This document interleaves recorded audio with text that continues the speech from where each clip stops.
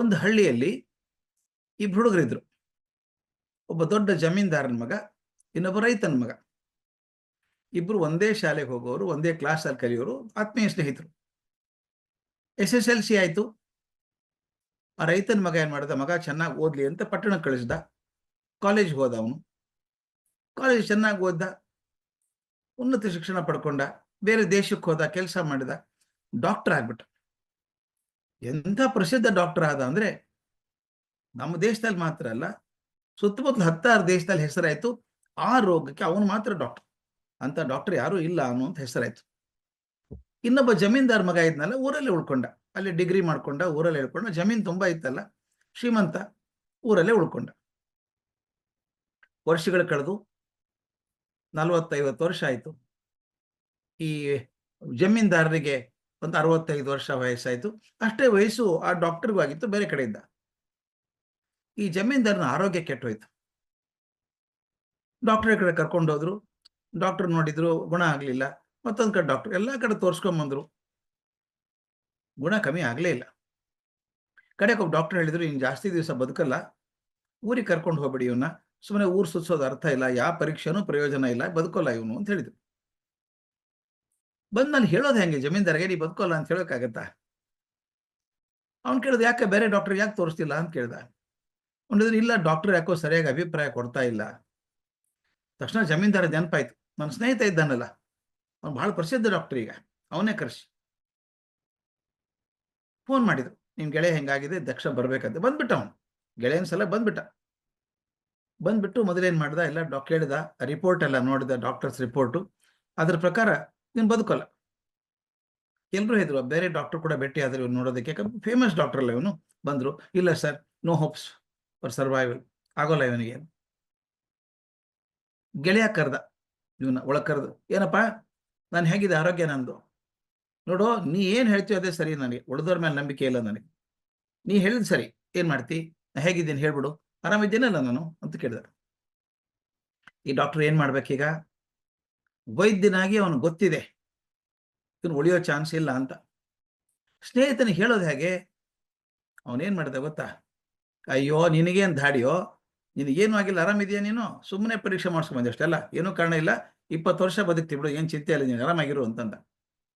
ನಕ್ಬಿಟ್ಟ ಜಮೀನ್ದಾರ್, ಹೇಳಿಲ್ಲ ನಾನು, ನನ್ನ ಗೆಳೆಯ ಕರೆಕ್ಟಾಗಿ ಹೇಳ್ತಾನೆ ಅಂತ. ಇದು RK ನಾರಾಯಣ್ ಆದ ಘಟನೆಯನ್ನು ಬರೆದಂತಹದ್ದು ಇದು. ಆ ನಂತರ ಗೆಳೆಯ ಹೇಳ್ದ, 1-2 ದಿವಸ ಇದ್ದ, ಆಮೇಲೆ ತಾನು ಊರಿಗೆ ಹೋದ. ಮಜಾ ಏನ್ ಗೊತ್ತಾ, ಈ ಶ್ರೀಮಂತ ಜಮೀನ್ದಾರ ಇದ್ನಲ್ಲ, ಅವನಿಗೇನೇನ್ ರೋಗ ಲಕ್ಷಣ ಇತ್ತಲ್ಲ ಎಲ್ಲ ಹೋಗ್ಬಿಡ್ತು. ಅವನ ಮುಂದೆ 20 ವರ್ಷ ಆರಾಮಾಗೆ ಬದುಕಿದ್ದ ಅವನು. ಡಾಕ್ಟರ್ಗೆ ಆಶ್ಚರ್ಯ, ಇವನು ಹೆಂಗ್ ಬದುಕಿದ, ಇವನು ಬದುಕೋಕ್ ಸಾಧ್ಯವೇ ಇಲ್ಲಲ್ಲ, ಬದುಕಿದ ಅವನು. ಅದಕ್ಕೆ RK ನಾರಾಯಣ್ ಹೇಳ್ತಾರೆ, ಎಲ್ಲ ಔಷಧಿಗಳಿಗಿಂತ ಹೆಚ್ಚಾಗಿ ನಂಬಿಕೆ ಇದೆಯಲ್ಲ, ಅದು ಬದುಕಿಸುತ್ತೆ. ನಾನು ಕಂಡಿದ್ದೇನೆ ಸ್ವಾಮಿ ಅಂತವ್ರನ್ನ, ನೀವು ನಂಬಲಿಕ್ಕಿಲ್ಲ. ನಮ್ಮ ಮನೆಯಲ್ಲೇ ಆದಂತಹ ಘಟನೆ ಅದು, ಹೇಳಿದ್ರೆ ರೋಮಾಂಚನ ಆಗ್ಬಿಡುತ್ತೆ ನನಗೆ. ನಮ್ಮ ಅಜ್ಜಿನ ತಂದೆ ಇದ್ರು, ಭೀಮಾಚಾರ್ಯರು ಅಂತ. ಅವ್ರ ವೃತ್ತಿಯಿಂದ ಈ ಪುರೋಹಿತ್ಯ ಮಾಡಿಸೋದು, ಭವಿಷ್ಯ ಹೇಳೋದು ಇದೆಲ್ಲ ಮಾಡ್ತಾ ಇದ್ರು, ಜ್ಯೋತಿಷ್ಯ ಹೇಳೋದು ಮಾಡ್ತಾ ಇದ್ರು. ಹಾಗೆಲ್ಲ ಹಳ್ಳಿಗೆಲ್ಲ ಕುದುರೆ ಮೇಲೆ ಕೂತ್ ಹೋಗ್ಬೇಕು. ಬಿಜಾಪುರ ಹತ್ರ ಒಂದು ಹಳ್ಳಿಯಲ್ಲಿ ಒಬ್ಬ ಜಮೀನ್ದಾರ್ ಮನೆ, ದೊಡ್ಡ ದೇಶಪಾಂಡೆಯರ ಮನೆ. ಅವ್ರ ಮನೆಗೆ ಹೋಗೋರು ಮೇಲೆ ಇವರು. ಆ ದೊಡ್ಡ ದೇಶಪಾಂಡೆ ಅವರು ತೀರ್ಕೊಂಡಿದ್ದಾರೆ. ಅಜ್ಜಿ ಇದ್ದಾರೆ, ಅವ್ರ ಹೆಂಡತಿ ಇದ್ದಾರೆ, ಅವ್ರ ಮಕ್ಕಳು ದೊಡ್ಡವರ, ಅವ್ರು ಜಮೀನ್ದಾರ ಮಾಡ್ತಾ ಇದ್ದಾರೆ, ಒಳ್ಳೆ ಕೆಲಸ ಮಾಡ್ತಾರೆ, ಭಾರಿ ಶ್ರೀಮಂತ.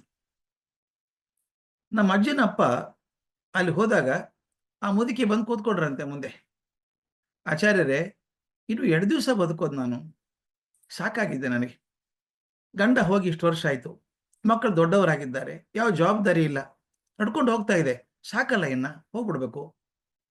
ಹೌದಾ? ನಮ್ಮ ಅಜ್ಜನಪ್ಪ ಕೇಳಿದಂತೆ, ಹೋಗ್ಬೇಕಾ, ಯಾವಾಗ ಹೋಗ್ಬೇಕಂತೀರಿ, ನೀ ಯಾವಾಗ ಹೇಳ್ತೀರಾ ಹೋಗ್ತೀರಿ ಅನ್ಲಕ್ಕೆ, ನಿಮ್ಮ ಮನಸ್ಸಲ್ಲಿ ಏನಿದೆ? ಇವರು ಪಂಚಾಂಗ ನೋಡಿದ್ರು, ಒಂದು ಕೆಲಸ ಮಾಡಿ, ಮುಂದೆ ಇಲ್ಲೊಂದು ತಿಂಗಳಿಗೆ ವೈಕುಂಠ ಏಕಾದಶಿ ಬರ್ತದೆ, ಬಹಳ ಮುಖ್ಯ ಹಬ್ಬ ಅದು. ವೈಕುಂಠ ಏಕಾದಶಿ ದಿವಸ ಸ್ವರ್ಗದ ಬಾಗಿಲು ತೆಗೆದಿರ್ತಾರೆ ಅಂತಿದೆ, ಅವತ್ತು ಹೋಗ್ಬಿಡಿ ನೀವು. ಅಜ್ಜಿ, ಹಾಗಾದ್ರೆ ಕಳಿಸೇ ಬಿಡಿ. ಹಾಗಾದ್ರೆ ನೋಡಿ ಹೇಗಿದೆ ಇದು, ಊರಿಗೆ ಕಳಿಸೋದಲ್ಲ ಇದು, ಜೀವ ಬಿಟ್ಟು ಹೋಗೋದು. ಹಾಗಾದ್ರೆ ಏಕಾದಶಿ ಹೋಗ್ಬಿಡಿ ಅಂದು. ಅಜ್ಜಿ ಏನಾಯ್ತು, ಹಾಗಾದ್ರೆ ಒಂದು ಕೆಲಸ ಮಾಡಿ, ನೀವು ಬರ್ಬೇಕು, ಅವಾಗ ನೀವು ಇರ್ಬೇಕು ನಾನು ಕಳಿಸೋದಕ್ಕೆ.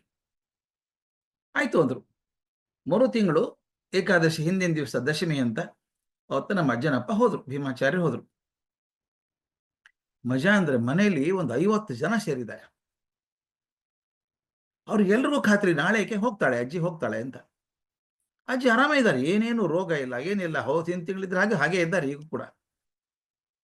ಆದ್ರೆ ಆಕೆಗೂ ಖಾತ್ರಿ ಆಗಿದೆ ಹೋಗ್ತೀನಿ ಅಂತ. ಮನೇಲಿ ಬಂದಂಥವ್ರು ಎಲ್ಲರೂ ಖಾತ್ರಿ ನಾಳೆ ಹೋಗ್ತಾಳೆ ಆಕೆ ಅಂತ, ಹಬ್ಬ ಇದ್ದಂಗೆ ಅದು. ಮತ್ತೆ ಅಜ್ಜಿ ಬಂದ್ರು, ಆಚಾರ್ಯರೇ ನಾಳೆ ಎಷ್ಟು ಗಂಟೆಗೆ ಹೋದ್ರೆ ಅನುಕೂಲ? ನಾನು ಈಗಿನ ಕಾಲದಲ್ಲಿ ಬಸ್ಸು ಟ್ರೈನ್ ಕೂಡ ಕರೆಕ್ಟ್ ಆಗಿ ಬರಲ್ಲ, ನೀವು ಯಾವಾಗ ಹೋಗ್ಬೇಕಂತಿದ್ದೀರಿ?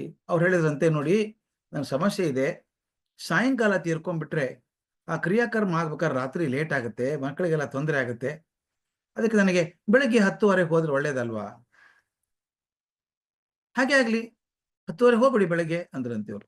ನಾನು ಬೆಳಗ್ಗೆ ಬರ್ತೀನಿ, ಪೂಜೆ ಮಾಡ್ತೀನಿ, ಪೂಜೆ ಮಾಡಿ ತೀರ್ಥ ಎಲ್ಲ ಕೊಡ್ತೀನಿ ನಿಮಗೆ, 10:30 ಹೊತ್ತಿಗೆ ನೀವು ರೆಡಿ ಆಗಿರಿ, ಕಳಿಸ್ಬಿಡ್ತೀನಿ ನಿಮ್ಮನ್ನ ಅಂದ್ರು. ಆಯ್ತು ಅಂದ್ರು. ಆಮೇಲೆ 10:30 ಹೊತ್ತಿಗೆ ರೆಡಿ, ಪೂಜೆ ಎಲ್ಲ ಮಾಡಿದ್ರು, ಜನ ಎಲ್ಲ ಸರಿದಿದ್ರು. ಆನಂತರ ಎಲ್ಲ ಬಂದು ಕೂತ್ಕೊಂಡ್ಮೇಲೆ ಇವರು ಆಚಾರ್ಯ ಏನ್ ಮಾಡಿದ್ರು, ಹೊರಗಡೆ ಒಂದು ದರ್ಬೆ ಹಾಕಿ ಒಂದು ಚಾಪೆ ಹಾಸಿದ್ರು. ಚಾಪೆ ಹಾಸಿ ಅಜ್ಜಿಗೆ ಮಲ್ಕೊಂಬಿಡಿ, ಇಲ್ಲಿ ಈ ಕಡೆ ಬಾಗಿಲ ಕಡೆ ತಲೆ ಮಾಡಿ ಮಲ್ಕೊಂಬಿಡಿ, ನಾನು ವಿಷ್ಣು ಸಹಸ್ರನಾಮ ಜೋರಾಗಿ ಹೇಳ್ತಾ ಇರ್ತೀನಿ, ಯಾರ್ಯಾರು ಬರ್ತೋ ಬಾಯಿಗೆ ಅನ್ಬಿಡಿ ಅಂದ್ರು. ಎಲ್ಲರೂ ಜೋರಾಗಿ ವಿಷ್ಣು ಸಹಸ್ರನಾಮ ಅಂತ ಇದ್ರು. ಅಜ್ಜಿ ಮಲ್ಕೊಂಡಿದ್ರು, ನಿಧಾನ ಉಸಿರಾಡ್ಸ್ಕೊಂಡು ಮಲ್ಕೊಳ್ಳಿ ಅಂತ ಹೇಳಿದ್ರು. ವಿಷ್ಣು ಸಹಸ್ರ ಮುಗಿಯೋಕ್ ಬಂತು. ಅವ್ರ ಕುಲದೇವರು ಪಾಂಡುರಂಗ ಅಂತ, ವಿಠಲ. ಆಚಾರ್ಯರು ತಮ್ಮ ಜೋರ್ ಧ್ವನಿಯಲ್ಲಿ ಜೈ ಜೈ ವಿಠಲ್, ಜೈ ಹರಿ ವಿಠಲ್, ಜೈ ಜೈ ವಿಠಲ್, ಜೈ ಹರಿ ವಿಠಲ್ ಅಂತ ಭಜನೆ ಮಾಡೋಕೆ ಶುರು ಮಾಡಿದ್ರು. ಎಲ್ಲರೂ ಜೈ ಜೈ ವಿಠಲ್, ಜೈ ಜೈ ವಿಠಲ್ ಅನ್ನೋಕೆ ಶುರು ಮಾಡಿದ್ರು. 1-2-3 ನಿಮಿಷ ಜೋರಾಗಿ ಭಜನೆ ಆಗಿರ್ಬೇಕು. ನಂತರ ಆಚಾರ್ಯರು ತಕ್ಷಣ ಮುಖ್ಯ ಬಾಗಲ ಕಡೆ ತಲೆ ಮಾಡಿ ಉದ್ದ ನಮಸ್ಕಾರ ಮಾಡಿ, ಭಗವಂತ ಈ ಜೀವ ಕರ್ಕೊಂಡ್ಬಿಡಪ್ಪ, ಸಾಕು, ಅದಕ್ಕೆ ಬರಬೇಕು ಅಂತ ಆಸೆ ಇದೆ, ಕರ್ಕೊಂಡ್ಬಿಡು ಅಂದ್ರು.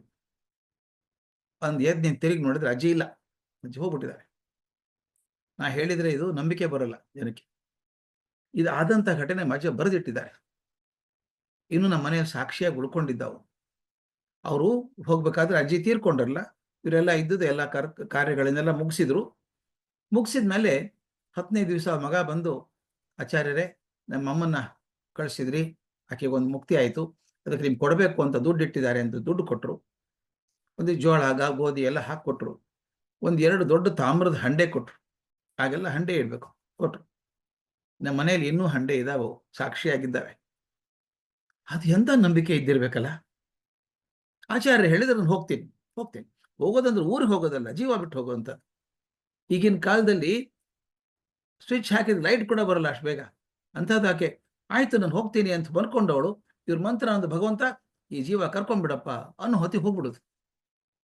ಅದಕ್ಕೆ ಹೇಳಿದ, ಅದು ನಂಬಿಕೆಯ ಕಾಲ ಆಗಿತ್ತು, ಒಬ್ಬರನ್ನೊಬ್ಬರು ಗಟ್ಟಿಯಾಗಿ ನಂಬುವಂಥ ಕಾಲ ಆಗಿತ್ತು. ನಾನು ಅದಕ್ಕೆ ನಿಮ್ಮಲ್ಲಿ ಹೇಳೋದು ಮಕ್ಕಳೇ, ಯಾವುದೇ ಕೆಲಸ ಮಾಡೋದನ್ನು ಉಡಾಫೆಯಿಂದ ಮಾಡೋದು ಬೇಡ, ಖಚಿತವಾದ ನಂಬಿಕೆಯಿಂದನೇ ಕೆಲಸ ಮಾಡೋಣ.